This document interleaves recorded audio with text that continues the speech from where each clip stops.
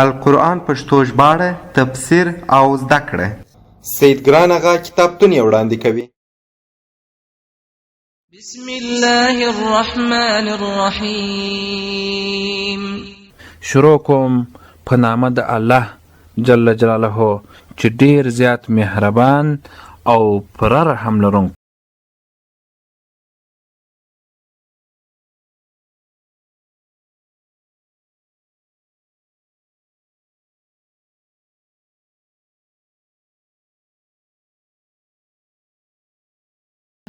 او هغه کسان چې ایمان لري دی په هغه کتاب چې نازل کړه سوی دی تا ته ای محمد، او په هغه کتابونه چې نازل کړه سوی دی له مخه د تا، او په آخرت دی یقین کوي چې ضرور راتلونکی دی.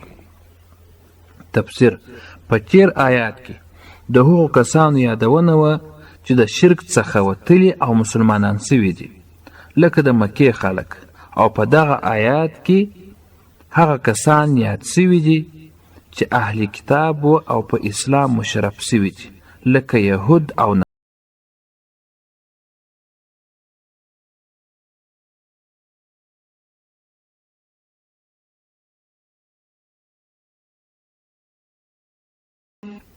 دغه ستایل سوي کسان دي په هدایت له جانبه د رب خپل، او دغه ستایل سوي کسان دي صفت کړه سوي کسان دي هم دوی په مراد رسېدلي دي.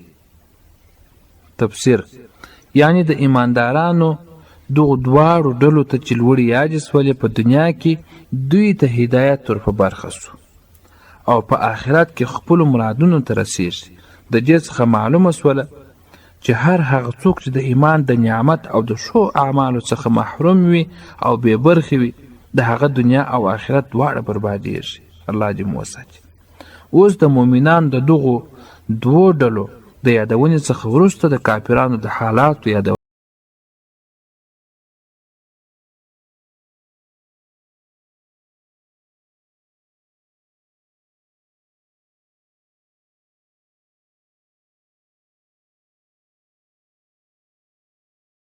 هغه خاص کسان چې کافران سوي دي برابر دي په دوی ویرول ستا دوی لره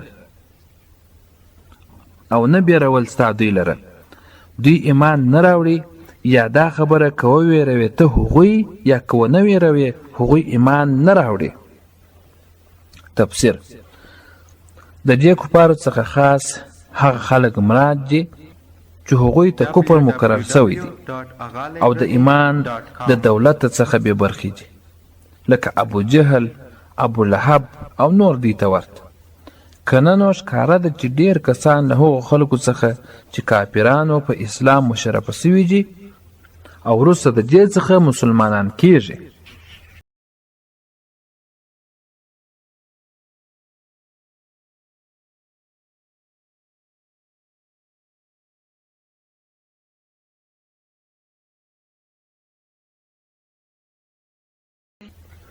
مهر لګولی دی الله جل جلاله پر زړونو د دی او پر غوږونو د دی او پر سترګو د دی، یعنی یوه ځان ته پرده ده او سته دوی لره عذاب ډېر لوی.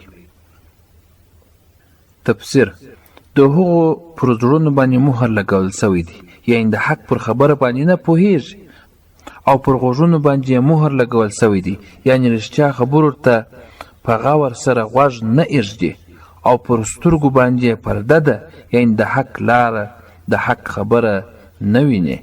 د کفارو بیان هم ختم سو. اوس په دغو وروسته 14 آیاتونو کې د منافقانو حالات را